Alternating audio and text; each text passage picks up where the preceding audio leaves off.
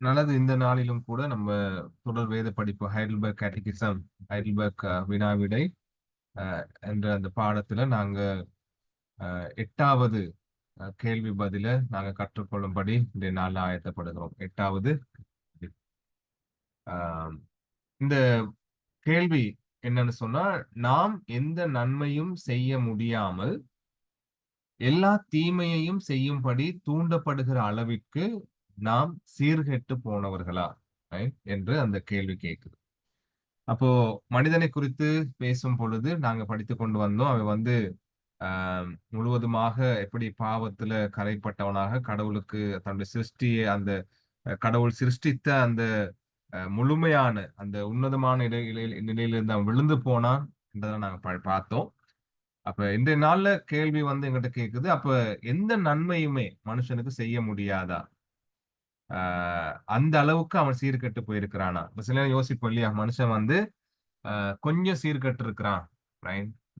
அல்லது நிறைய நன்மை செய்யக்கூடியவனாக இருக்கிறான், ரைட்? என்றெல்லாம் நம்ம சொல்லலாம் இல்லையா? உலக ரீதியில் நாங்க பார்க்கும் பொழுது மனிதர்கள் நன்மை செய்யறவங்க இருக்கிறாங்க நிறைய பேர், இல்லையா? ஆஹ் கனிவோடு நடந்து கொள்றவங்க, ரைட்? இரக்கத்தோடு நடந்து கொள்றவங்க நிறைய பேர் இருக்கிறாங்க. அப்ப நாங்க படிச்சுட்டு வர மாதிரி அப்ப முழுமையா சீர்கெட்டு போன நிலைமையிலயா மனுஷன் இருக்கிறான் என்று இந்த கேள்வி கேட்குது, ரைட்? அந்த கேள்விக்கான பதில், ரைட், என்ன ஆகுதுன்னு பாருங்க. ஆம். சரியா? முழுமையா சீர்கெட்டு போயிருக்கான இந்த நன்மை செய்ய முடியாத படிக்கு அப்படின்னா அந்த கேள்விக்கான பதில் ஆம். தொடருது அந்த பதில் எப்படின்னு சொன்னா, தேவனுடைய ஆவியினாலே நாம் மறுபடியும் பிரவாத நிலையில் நாம் அப்படியே இருக்கிறோம். சரியா? அப்ப நாங்க வந்து நன்மை செய்ய முடியாத படிக்கு முழுவதுமாக சீர்கெட்டவர்களாக இருக்கிறோம். அப்ப அந்த பதில்ல வந்து எங்களுக்கு ஒரு எதிர்பார்ப்பு இருக்குது. என்னன்னு சொன்னா, அவன் நன்மை செய்ய முடியும் எப்ப? அவன் எப்ப கடவுளுடைய ஆவியினாலே மறுபடி பிறக்கிறானோ, பிறக்கும் பொழுது மட்டுமே அவன் நன்மை செய்ய முடியும் என்பதாய் இந்த 8வது கேள்வி பதில் நமக்கு சொல்லித் தருகிறத நம்ம பார்க்கிறோம். சரியா? அப்ப அந்த பதில்ல எங்களுக்கு சொல்றாங்க டோட்டல் டெப்ரவிட்டி, ரைட்? முழுமையான சீர்குலைவு. சரி, அப்ப மனுஷனுடைய இந்த பாவத்துல அவன் நன்மை செய்ய முடியாத பாவத்துல முழுமையாக கரைப்பட்டிருக்கிற நிலைமைய முழுமையான சீர்குலைந்த நிலைமை என்று அழைக்கிறாங்க. சரியா? அப்ப அதுக்கு அர்த்தம் கொடுத்திருக்காங்கன்னா ஹைடல்பர்க் கேட்டகிசத்துல அது ஒரு தாறுமாறான அல்லது மாறுபாடான நிலை. சரியா? அப்புறம் சொல்றாங்க சீரான நிலைக்கு எதிர்மாறாக இருப்பது. ரைட்? சீரான நிலைக்கு எதிர்மாறாக இருப்பதுன்னு சொன்னா, என்ன காரியத்துக்காக, ரைட், மனிதன் படைக்கப்பட்டானோ, என்ன நோக்கத்துக்காக படைக்கப்பட்டானோ, அந்த நோக்கத்தை முற்றிலுமாக அந்த நோக்கத்துக்கு எதிராக செயல்படும் ஒரு நிலைமை. இததான் சீர்குலைந்த நிலைமைன்னு சொல்றாங்க. சரியா?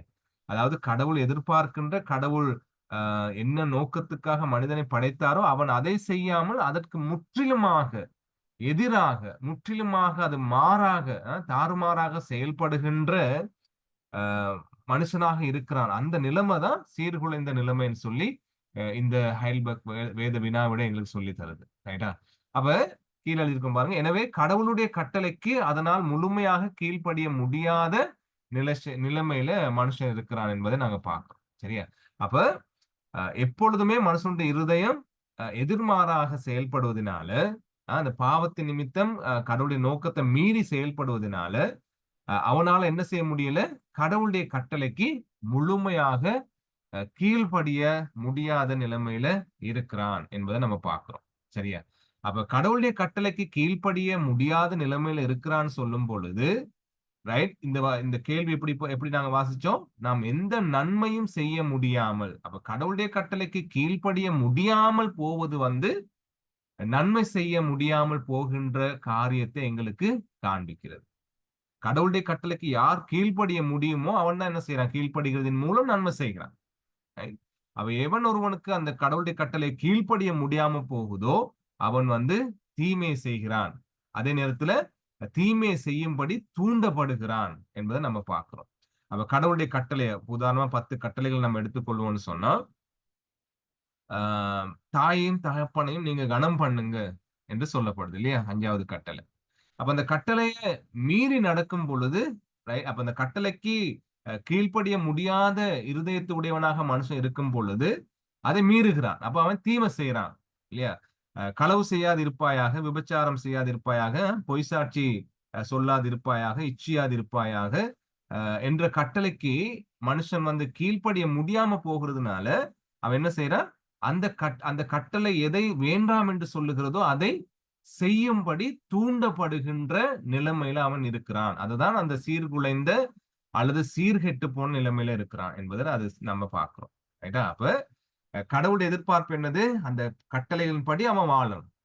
ஆனால் அவனுடைய வாழ்க்கை முறை எப்படி இருக்குது? கடவுள் எதிர்பார்ப்புக்கு எதிர்மறையாக ரைட் அது செயல்படுவதாக இருக்குது. உதாரணம் நம்ம பார்த்த மாதிரி பொய் சொல்லாது இருப்பாயா, பொய் சாட்சி சொல்லாது இருப்பாயான்னு சொல்லும் பொழுது அவன் பொய் சாட்சி சொல்லுகிறவனாகவே இருக்கிறான். அப்ப எதிர்மாறாக செயல்படுகிறான் என்பதை இந்த நிலைமை அவனுடைய வாழ்க்கையில காண்பிக்குது. சரியா? அப்ப அவன் முழுமையாக சீர்குலைந்து கடவுளுக்கு உகந்த நன்மை செய்ய முடியாதவனாக இருக்கிறான் என்பதை நம்ம பார்த்தோம்.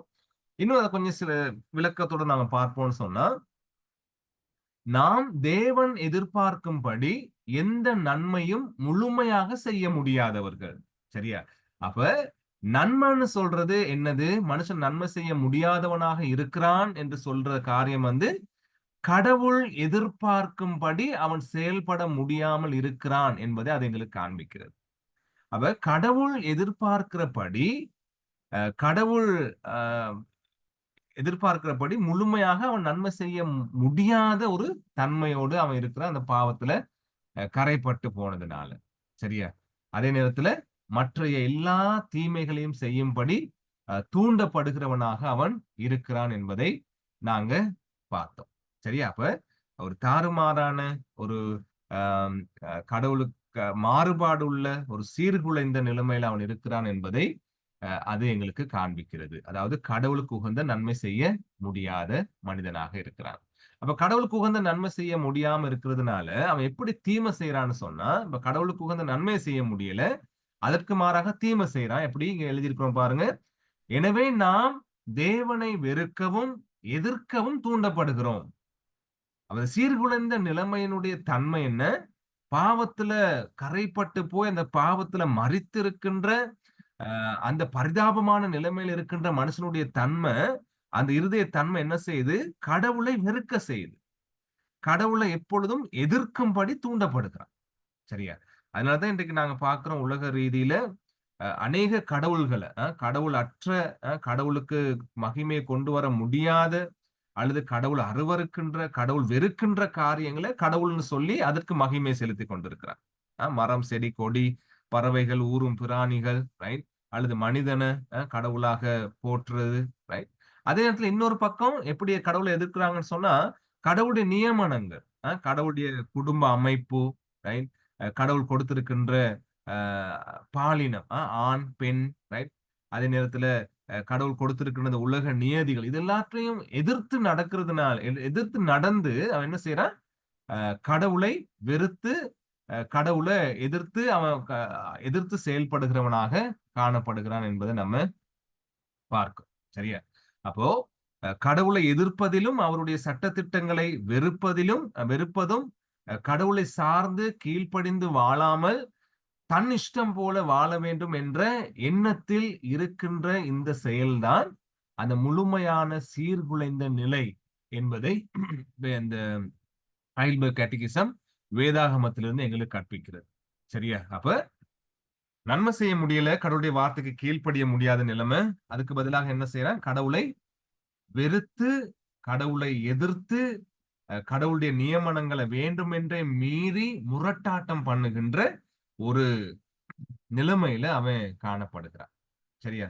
என்பதை நம்ம பார்க்கிறோம். அப்ப இப்படியான சீர்குலைந்த மனிதனாக அவன் இருக்கிறதுனால கடவுள் எதிர்பார்க்கிற விதமாய் நன்மை செய்து அவனால் என்ன செய்ய முடியல? வாழ முடியல. அதுதான் அந்த சீர்குலைந்த நிலைமை என்பதை இந்த ஹைல்பர்க் கேட்டகிசம் எங்களுக்கு கற்றுத்தருது. ஆதியாகமம் 6ஆம் அதிகாரத்துல 5ஆம் வசனத்துல பார்க்கிறோம், மனுஷனுடைய அக்கிரமம் பூமியிலே பெருகினது என்றும் அவன் இருதயத்து நினைவுகளின் தோற்றமெல்லாம் நித்தமும் பொல்லாதது என்றும் கர்த்தர் கண்டு. ரைட்? அந்த அக்கிரம அல்லது அந்த சீர்குலைந்த நிலைமை ரைட்? கடவுளுக்கு உகந்த நன்மையை செய்ய முடியாத நிலைமைய இந்த வசனத்துல எப்படி ஆண்டவர் வெளிப்படுத்துறாரு பாருங்க. ரைட்? ஆண்டவர் மனுஷனை நோக்கி பார்க்கும் பொழுது அங்க அக்கிரமம் பூமியில பெருகி இருந்துச்சாம். ரைட்? அவனுடைய இருதயம், ரைட்? அந்த யோசனைகள் தோன்றுகின்ற, விருப்பங்கள் தோன்றுகின்ற, அந்த விருப்பங்களின்படி செயலாற்றும்படி உந்தப்படுகின்ற அந்த இருதய நினைவுகள் வந்து நித்தமும் எப்பொழுதும் அது பொல்லாத ஒரு விஷயமாக இருக்குதுன்னு சொல்லப்படுது. ரைட்டா? பொல்லாததா இருந்துச்சுன்னு சொல்லி கர்த்தர் கண்டார் என்பதை அங்க நாங்க பார்க்கிறோம். அப்ப கேள்வி என்ன? மனுஷன் எந்த நன்மையும் செய்ய முடியாத படிக்கு. அப்ப எந்த நன்மைனா என்னது? கடவுளுக்கு உகந்த நன்மையை செய்ய முடியாத படிக்கு அவன் முழுவதுமாக சீர்குலைந்த நிலைமையில, அல்லது கடவுளுக்கு உகந்த நன்மையை செய்ய முடியாத படிக்கு அவன் அவ்வளவு கடவுளுக்கு உகந்த காரியங்களை செய்யும்படிக்கு அவனுக்கு எந்த விதமான பலனும் இல்லாதவனாக, அல்லது அந்த இயலுமையை இழந்தவனாக அவன் காணப்படுகிறான் என்பதை நாங்க இங்க கவனிக்கிறோம். அடுத்து அந்த ஹைல்பர்க் கேட்டகிசத்துல சொல்றாங்க, நம் இருதயம் எப்பவும் தேவனை விட்டு தூரமாகவும் உலகத்தின் பக்கம் திரும்புகின்றதாயும் இருக்கிறது. அப்ப சீர்குலைந்த நிலைமை, ரைட்? எப்படியாப்பட்டதா அது? எப்பவும் தேவனை விட்டு கடவுளையும், கடவுளுடைய விருப்பத்தையும், கடவுள் எதிர்பார்க்கின்ற காரியங்களையும் விட்டு தூரமா போறதுதான் அந்த சீர்குலைந்த நிலைமையை கொண்ட அந்த மனுஷனுடைய நிலைமை. ரைட்? அதே நேரத்துல எங்க போய்கிட்டு இருக்கிறான்? உலகத்தின் பக்கம் திரும்புகின்றதாகவும் இருக்குது. அப்ப அவன் என்ன செய்ய மாட்டேங்கிறான்? இந்த சீர்குலைந்த நிலைமையில இருக்கிற மனுஷன் ஒரு நாளும் கடவுள் பக்கம் திரும்பி கடவுள் என்ன விரும்புகின்றார் என்பதை சிந்திச்சு கூட பார்க்க முடியாத அளவுக்கு பாவத்திலும் அக்கிரமத்திலும் செத்து போன நிலைமைய அது எங்களுக்கு வெளிப்படுத்துது. ரைட்டா? இப்படிதான் மனுஷன் இருக்கிறான். அப்போ கடவுளை தேடுகிறவன் இல்ல, ரைட்? கடவுள் என்ன சொல்லியிருக்கிறார் என்று யோசிக்கிறவன் ஒருவனும் இல்ல. அப்படி ஒரு கடவுள் இருக்கிறாரா என்று கூட சிந்திக்க முடியாத அளவுக்கு பாவத்தினாலே மனுஷன் என்ன செய்யப்பட்டிருக்கிறான்? சீர்குலைந்து, ரைட்? முழுவதுமாக அந்த அழிவுக்குள்ளான நிலைமையில அவன் காணப்படுகிறான் என்பதை நம்ம பார்க்கிறோம். ரோமர் 8:7 நாங்க வாசிக்கிறோம். எப்படி என்றால், மாம்ச சிந்தை தேவனுக்கு விரோதமான பகை. அது தேவனுடைய நியாயப்பிரமாணத்துக்கு கீழ்ப்படியாமலும் கீழ்ப்படிய கூடாமலும் இருக்கிறது. ஒரு நாள் என்ன செய்யாதான்? மனுஷனுடைய அந்த சீரழிந்த நிலைமை என்ன செய்யாது? தேவனுடைய நியாயப்பிரமாணத்துக்கு கீழ்ப்படிய அது கொஞ்சம் கூட சிந்திக்காது. அது எப்பொழுதும் கடவுளை பகைக்கும்படியே அல்லது கடவுளுக்கு கீழ்ப்படியாம முரட்டாட்டம் பண்ணும்படியே அது செயல்படும். எனவே கடவுளுக்கு உகந்த நன்மையை செய்ய முடியாதபடிக்கு மனுஷன் மோசமான நிலைமையில இருக்கிறான் என்பதை இந்த கேள்வி பதில் எங்களுக்கு காண்பிக்கிறது. எரேமியா 17:9 வாசிக்கிறோம். எல்லாவற்றை பார்க்கிலும் இருதயமே திருக்குள்ளதும் மகா கேடு உள்ளதுமாய் இருக்கிறது. அதை அறியத்தக்கவன் யார்? சரியா? அப்போ அந்த இருதயம் தேவனை குறித்து சிந்திக்கிற இருதயமாக அந்த இருதயம் அவனுக்குள்ள இல்ல. அதுதான் அவனுடைய சீர்குலைந்த நிலைமையாக இருக்கிறது என்பதை காண்பிக்கிறது.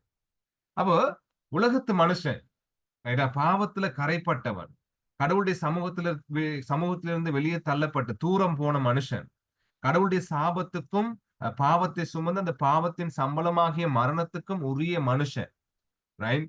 கடவுளுடைய கோபத்துக்கு நீதியான கோபத்துக்குரிய அந்த தண்டனையை, கோப ஆக்கினையை பெற்றுக்கொள்ள வேண்டிய அந்த மனுஷனுடைய நிலைமை எவ்வளவு மோசமானதாக இருக்கிறது என்பதை இது எங்களுக்கு காண்பிக்கிறது.